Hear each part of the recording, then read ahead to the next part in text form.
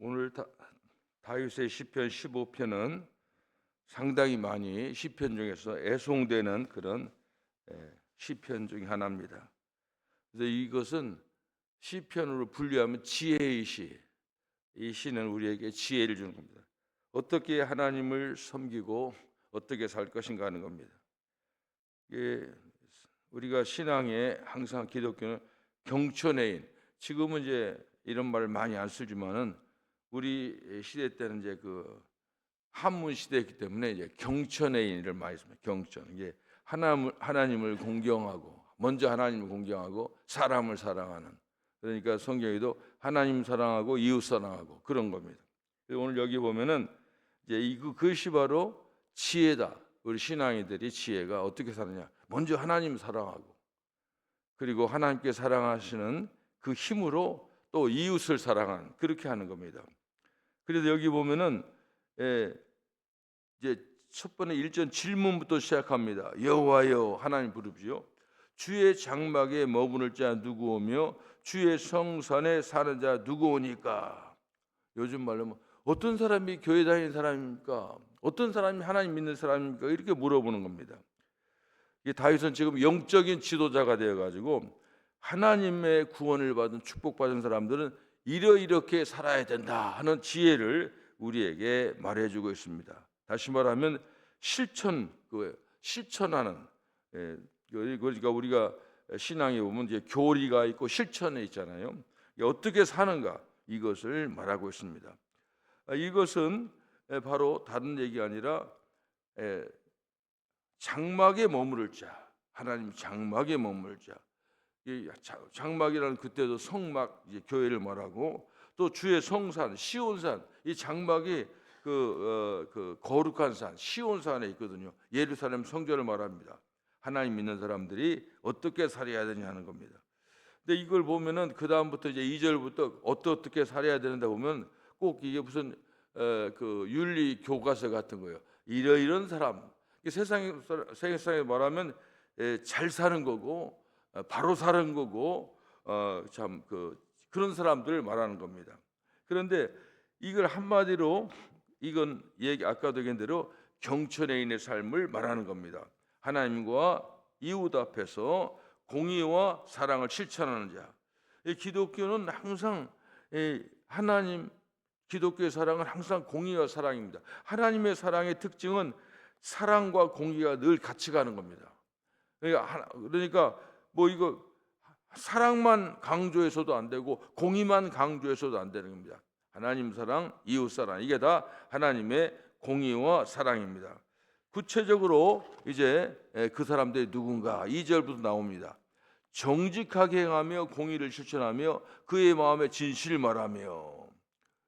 뭐 아주 쉽죠. 그냥 이렇게 하면 정직하게 살아야지, 공의를 실천해야지, 그 다음에 진실로 말도 거짓말하지 않아야지. 이 말만 들으면은 우리가 어떻게 이렇게 할 수 있느냐 하는 겁니다. 근데 이것이 보면 1절에 있는 대로 그 주의 장막에 머무르고 주의 성산에 사는 사람은 바로 다시 말하면 하나님을, 교회에 오는 사람, 하나님 섬기는 사람이 세상 사람과 다른 겁니다. 하나님을 아버지를 섬기고 하나님 말씀에 순종하고 하나님 뜻을 받들어 사는 사람은 바로 2절부터 나오는 겁니다. 이런 사람 정직하고 공의를 실천하고 거짓말하지 않는 사람, 이런 겁니다. 바로 하나님 앞에 순종하고 신실한 사람, 이기심을 버리고 공의를 행하되 하나님의 약속을 잘 지키는 사람, 이웃에 대하여 도덕적 윤리적 모범을 보이는 사람, 이걸 말합니다. 세상에서 기독교가 오기 전까지는 우리나라가 유교 문화가 있었잖아요. 그다음에 불교 문화가 있죠. 유교라고 하는 것은 이제 공자님, 뭐 우리가 쉬운 말로 저 사람은 공자님 가운데 토막 같은 사람이다. 이거 예수님 빼면 이런 겁니다. 이 세상에서 우리가 원하는 게 이런 거예요. 그런데 우리는 세상 사람들이 그렇게 사는 거 아니에요. 우리는 이게 윤리 뭐 도덕으로 이렇게 하는 사람들은 뭐 어떤 사람은 그 자기를 수양하기 위해서 도를 닦고 수행을 하고 무슨 뭐 고행을 하고 그러잖아요. 이제 이런 거. 옛날에는 그런 성직자들이 그런 아주 그 과정이 그런 게 있었습니다. 그런데 우리가 성경 알고 복음을 알고부터는 이렇게 해가지고 되는 게 아니에요. 이렇게 하나님을 먼저 믿고 하나님의 사랑을 받은 사람이 할 수 있는데 이게 나오는 겁니다. 이게 많은 사람들이 이렇게 생각합니다. 이런 일을 한 사람들은 하나님께 축복받고 하나님을 잘 믿는 사람이다. 그렇게 많은 사람들이 이 세상 종교는 그렇게 가르치는데 기독교는 다릅니다. 하나님의 사랑을 받고 그걸 믿는 사람들은 이런 게 나온다는 거예요. 순서가 좀 다르죠. 이걸 우리가 잘 알아야 됩니다. 뭐 다 그렇잖아요. 뭐 보통 강단에서 설교가 다 그런 거잖아요. 똑바로 살라고, 거짓말하지 않고 불쌍한 사람 도와주고, 그렇게 하면 하나님이 복 주시고 천국 간다. 지금 세상적으로 그런데 기독교는 완전히 다른 겁니다. 땅에서부터 쌓아가지고 올라가는 게 세상 종교지만은 기독교는 하늘에서 내려온 거예요. 하늘에서 하나님이 우리를 사랑해서 진짜 하나님이 내려오셔가지고 사람이 되셔가지고 우리를 충분히 사랑하고 죽기까지 사랑했기 때문에 그 사랑을 알고 믿는 사람들은 이렇게 나와야 된다는 겁니다. 이런 식으로 우리가 이해를 해야 되는 겁니다. 그러니까 사실은 이 복음을 모르면은, 성경을 모르면은 대부분 다 윤리적인 도덕적인 설교를 하게 됩니다. 근데 그게 사람들이 먹혀요. 막 그러잖아요. 좀 나이 든 목사니까 똑바로 살아 하고 막 정치하고 회개하고 뭐지. 그게 아니야. 그 사람이나 그 사람이, 사람은 목사나 보통 평신이나 똑같은 거예요. 목사가 뭐냐? 예수님 소개하는 게 목사예요. 복음이 뭐냐? 하나님이 하신 일을 알려주는 거예요. 자기를 나타내려고 하고 자기 잘난 업적하는 게 아니에요. 이게 중요하게 생각합니다. 그 다음에 보면 3절부터 보면 그의 혀로 남을 허물하지 아니하고, 전부 이게 보면 윤리교과서 같은 얘기를 계속 하는 거예요. 근데 이것보다 더 중요한 게 1절입니다. 여호와여 물어봅니다. 주의 장막에 머무를 자 누구오며 주의 성산에 사는 자 누구오니까? 어떤 사람이 그러냐는 겁니다. 먼저 하나님을 믿고 성산의 주의 장막에서 하나님 말씀에 젖은 사람만이 이렇게 살 수 있다고 하는 겁니다. 그의 혀로 남을 허물하지 않으면, 우리 사람들 맨날 하는 게 보통 보면은 어떤 사람 나 그 사람 참 염려해서 하는 말인데, 염려 뭐 남의 일에 그렇게 염려할 게 있어요. 그 얘기하는 건 전부 은근히 까는 거예요. 인간이 그 아주 습관이 됐어요. 우리가 해도 그거 몰라요. 자기가 하면서도. 그의 이웃에게 악을 행하지 않으며, 이 인간은 자연적으로 이웃에게 선을 할 수가 없는 겁니다. 우리는 기독교는 성선설, 성악설이에요. 인간은 근본적으로 악해요. 그래서 선을 하는 것 같지만 악하는 겁니다. 그의 이웃을 비방하지 않으며, 사람들 보면 어떤 사람 판단하고 이런 말을 하겠지만 이웃을 칭찬하기는 쉽지가 않습니다. 이웃집에 어려운 일 있으면 가서 참 안 됐습니다. 이건 쉽게 가는데 그 집이 잘 됐어. 쉽게 말하면 그 집 아들이 서울대학 들어갔어. 가서 뭐 과일 사갖고 와서 너무너무 축하합니다. 이건 쉽지가 않다는 거예요. 이걸 말하는 겁니다. 성도는 함부로 남을 중상하고 모략하고 무고해서는 안 됩니다. 이건 윤리 도덕적 얘기입니다. 뿐만 아니라 악을 멀리하고 선을 행하는 거, 이걸 해야 되는데 이거 인간의 힘으로, 자기 힘으로, 자기 교양으로, 자기 지식으로, 자기 어떤 그걸로 할 수가 없다는 겁니다. 이웃을 비난하고 무시하고 모욕하고 이거 해서는 안 되는데 기본적으로는 안 되는 거예요. 하나님께서 우리에게 율법을 주신 것은, 인간 어떻게 보면 율법을 우리가 로마서 계속 공부합니다만은 율법이 우리에게 도움을 될 줄 알았어요. 근데 율법 하면 할수록 인간의 그 모습을 나같이 드러내, 율법을 보면 우리가 죄인이라는 걸 알게 되는 겁니다. 그러니까 율법을 주시는 건 하나님 다 생각이 있는 겁니다. 아, 율법 우리가 지킬 수가 없구나. 이거 가지고는 하나님 앞에 명함 안 되는구나.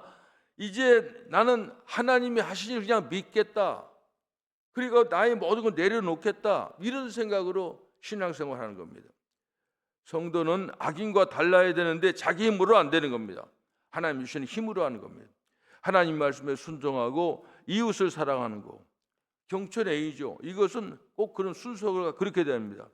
4절에 보면 그의 눈은 망령된 자를 멸시하며 여호와를 두려워하는 자를 존대하며 그의 마음에 선한 것은 해로울지라도 변하지 아니하며. 우리가 세상에 보면 이 세상은 망령된 자를 멸시하는 건 이거 참 중요한 겁니다. 이상한 사람은 이상하다고 해야 돼요. 우리나라 지금 선거 재밌어요. 그 이상한 사람이 하나 나와가지고 우리나라를 지금 너무너무 어렵히는데 딱 뭐 선거 대통령 나온다고 하고 뭐 아니 나 그 사람 얘기하면 진짜 가끔 열받아요. 지난번에 어디 대군가 가서 선거 유세하는데 자기 지금 죄진 거 다 얘기해요. 정치해 보니까요 와이로 먹어도 참 재밌더라고요. 그리고 나쁜 거에도 웬만한 거 다 정치하는 다 넘어가더라고요. 그 전부 얘기해요. 그리고 이 정치의 맛을 들으면요 놓을 수가 없습니다. 타는 사람 다 그렇게 하는데 자기 안 한다고 그게 바보지요? 아니 세상에 이게 말이 되냐 말이죠. 큰 죄인이. 그러니 이런 사람들은 멸시해야 돼요. 멸시. 그거 말 않는 사람들은 이상한 사람이에요. 그 정치 얘기가 아니죠. 이게 보면 그렇잖아요. 우리 이제 동기들은 제가 이제 그 강남 대학 출신들 주로 교단으로 기장, 기독교 장례, 기장, 운동권 목사들이 전부 우리 친구들입니다. 이번에 또 9월에 가면은 1년에 한 번씩 친구들 만나요. 근데 가면은 한 몇 년간 맨 싸우는 거예요.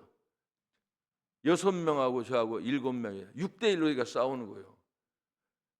근데 참 다른 거 몰라도 이 이상한 망령대를 멸시해야 되는데 그 같은 네가 당이라고 그런 생각을 하는 건 그 되냐고 계속 싸우는 건데. 근데 요즘 싸움도 안 해요. 그냥 그거 뭐 서로 기분 나쁘니까. 근데 이거 성경은 분명히 말한다. 다 넘어가는 게 아니에요. 이게 망령된다는 멸시하고 그 다음에 하나님을 두려워하는 자를 존대하고 자기가 약속한 것은 지키는 거, 자기가 좀 손해봐도 지키는 겁니다. 그런 거 아닙니까? 그러니까 의인의 눈과 이제 세상의 눈은 다르다고 하는 겁니다. 이 판단 기준이 다르야 되는 겁니다. 우리는 하나님의 말씀의 기준에서 판단하는 겁니다.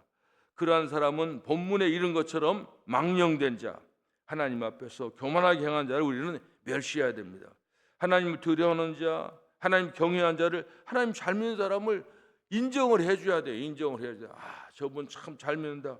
인정을 해야 돼요. 이 성도가 하는 거 뭐냐면은 교회가 뭐예요? 교회가 우리 성도가 하는 건 잘 믿는 사람 인정하는 겁니다. 그렇지 않아요? 여러분들 저는 신앙생활에서 보면 참 그래 잘 믿는 사람들이 있어요. 그런 사람들을 기억에 남아요. 기억에. 그리고 그런 사람들에게는 뭔가 전화도 하고 싶고 인사도 하고 싶고 조금만 선물해 주고 싶은 거예요. 그게 중요한 겁니다. 이제 마지막 절입니다. 마지막. 이자를 받으려고 돈을 구워주지 아니하며. 그러니까 이 고리대금 이건 지금 뭐 은행 다니는 사람들하고는 은행은 그걸로 이자를 해서 먹고 사는데 이게 되느냐는데 이것은 보면 옛날부터 고리대금이라는 게 있어요. 이게 이자를 받으려고 그러니까 지금 이런 사람을 말하는 겁니다. 그러니까 원래 유대 법에 의하면은 형제들에게 돈을 이자 받으려고 이자를 받지 말라고 돼 있어요. 유대 법에는. 그런데 이런 사람들 이게 특히 그리고 이제 대략 보면은 보면 어둠의 세계들 보면 이 돈을 가진 사람들이 이게 인간의 본성이 그러니까 이 돈을 가지고 돈이 있는 사람이 돈 버는 거예요. 그럼 돈 없는 사람의 약점을 이용하는 겁니다. 제가 옛날에 공동동사 할 때 우리 집 앞에 제가 한번 얘기했잖아요. 이 고리대금 진짜 하는 사람들은요, 이 굉장히 강도의 강도. 어떻게 하냐면은 약속을 해요. 변길 날짜를 딱 잡아요. 그리고 이제 다 계약 쓰잖아요. 근데 가면 사무실 문 닫고 도망가 버려요. 근데 날짜 어겼다고 싹 갖고 와요. 그러면서 그 사람이 거기 이제 그 앞에 아줌마 그러더라고. 내가 신학교도 아니고 그러니까 그거 해가지고 밥 먹겠어. 우리 아저씨랑 같이 좀 다녀. 힘도 좋겠다. 그렇게 얘기하더라고요. 실제 그게 바로 고리대금이라는 거예요. 뭡니까? 그런 거. 그리고 무슨 전부 하면 돈으로 막 빚을 해가지고 꽁꽁 묶어서 굉장히 그런 진짜 악이죠. 그 다음에 뇌물을 받고 무죄한 자를 해가지 아니하는 자 아니에요. 지금도 똑같잖아요. 전부 이 법관들 지금 믿지 않아요. 법관 지금 아마 모르겠어요. 이게 순순히 우리나라는 안 움직입니다. 뭔가 터질 것 같아요. 그렇지 않고는 우리나라가 안 돼요. 한마디로 전부 제가 학교에 있었지만 어제도 어디 누구하고 가면서 얘기지만 문교부 뭐 하여간 안 썩은 데가 없는 거예요. 안 썩은 데가. 그러니까 이게 우리가 중국에 막힌 거예요. 중국은 항상 돈 가지고 하거든요. 중국은 개인 재산이 없어요. 국가가 다 돈이에요. 그거 가지고 다 할 수 있어요. 하여간 어떻게든지 이 악이 있다고 합니다. 이런 자를 행하는 자는 그러니까 뇌물을 받고 무죄해야지 아니하는 자. 그런데 이렇게 않는 사람들은 영원히 흔들지 않는다고 그랬습니다. 바로 이거 주의 장막에 머무를 자, 성산에 거할 자는 별리로 취하지 않습니다. 재물로 미끼를 잡아서 약자를 착취하거나 핍박하지 않는 자, 그런 겁니다. 부당한 판결하는 자, 이런 사람들 안 되는 겁니다. 우리가 그 옛날에 그 경주 최부자 얘기 여러분 다 들었잖아요. 경주 최부자는 흉년에 땅을 그 사람들의 몇 가지 룰이 있어요. 심리 안에 있는 자기 집 심리 안에 있는 사람들이 굶어서는 안 된다. 이게 다 이웃이니까 그 사람들 먹여. 그 다음에 흉년에 땅 사지 않는다. 이 사람이 그 사람 예수 믿는 사람인지는 모르겠지만 그런 거예요. 흉년에 땅 사지 않는다. 그때 흉년엔 먹고 살아야니까 땅이고 막 내 던지잖아요. 그건 공정하지 않다는 겁니다. 이런 겁니다. 그런데 잠언 28장 8절에 보면 또 재밌는 말씀 제가 적어왔는데 비싼 이자를 받아 자기 재산을 늘리는 사람은 그러니까 뭐 고리되게 온 사람은 결국 마지막에 가난한 자를 불쌍히 여기는 사람 위에 재물을 쌓는 것이다. 가난한 사람, 불쌍한 사람이 얼마나 좋은 사람이요. 그러니까 고리되게 하면 나중에 지가 가진 게 다 그 가난한 사람, 불쌍한 사람한테 가는 거라는 거예요. 이게 망한다는 그런 얘기하는 겁니다. 마지막으로 이렇게 말합니다. 이런 일을 행하는 자는 영원히 흔들지 아니하리라. 1절을 또 우리가 한번 또 읽습니다. 여호와여 주의 정막에 머무를 자는 누구오며 주의 성산에 사는 자 누구오니까. 이러이런 행하지 않는 사람, 나쁜 짓 하는 사람, 이런 사람들은 영원히 흔들리지 않는다고 하면서 이 시를 끝맺는 거, 마지막을 정리하는 겁니다. 1절에 대한 답변입니다. 이런 일을 행하는 자 누굽니까? 지금까지 말씀드렸던 2절에서 5절까지의 말씀, 그런 거 행하지 않는다. 주의 성산과 장막에 머무를 자는 바로 그런 사람들, 구원의 백성이라고 하는 겁니다. 우리는 이 시를 읽으면서 로마서 13장에 있는 이 말씀을 우리가 한번 생각해야 합니다. 로마서 13장 11절에서 14절에 보면 이제 이게 유명한 성 어거스틴이 이제 회심한 하나님의 말씀입니다. 이게 성 어거스틴이 아주 타락한 사람이었거든요. 뭐 나쁜 짓 많이 하고 그런 사람인데 갑자기 어디 가는데 아이들이 노래를 부르서 들어서 펴서 읽어라. 들어서 펴서 읽어라. 자기가 성경을 쫙 폈더니 이게 나왔다는 겁니다. 로마서 13장 11절에서 14절. 또한 너희가 이 시기를 알거니와 자다가 깰 때가 벌써 되었으니 이는 이제 우리의 구원이 처음 믿을 때보다 가까웠음이라. 밤이 깊고 낮이 가까웠으니 그러므로 우리가 어둠의 일을 벗고 빛의 갑옷을 입자. 그리고 이제 가장 어거스틴이의 와닿는 말씀이 로마서 13장 13절입니다. 이거 외우기도 좋잖아요. 13이라는 숫자 알잖아요. 의미 알잖아요. 근데 13장이 13절이야. 어거스틴이 회개한 말씀입니다. 낮에와 같이 단정히 행하고 방탕하거나 술 취하지 말며, 다 이 어거스틴 한 음란하거나 호색하지 말며 다투거나 시기하지 말고, 그리고 결론은 오직 주 예수 그리스도로 옷 입고 정력을 위하여 육신의 일을 도모하지 말라. 이 말씀으로 이제 어거스틴이 참여하고 회개한 겁니다. 이 말씀 보면 이 세대는 바로 정말 자다가 깰다가 이 하나님 나라가 너무너무 임박해 왔습니다. 시편 바로 15편은 바로 그런 말씀입니다. 이 말씀 따라서 우리가 예수님 앞에 나아올 때, 그리고 다시 오실 우리 주님 앞에 설 때 책망할 것이 없는 흠 없는 자들로 주님 앞에 붙들려서 들림받게 되는 우리 모두 천국 백성이 될 수 있기를 바랍니다. 기도하겠습니다. 아버지 하나님, 감사합니다. 어둠의 때에 저희들이 살고 있습니다.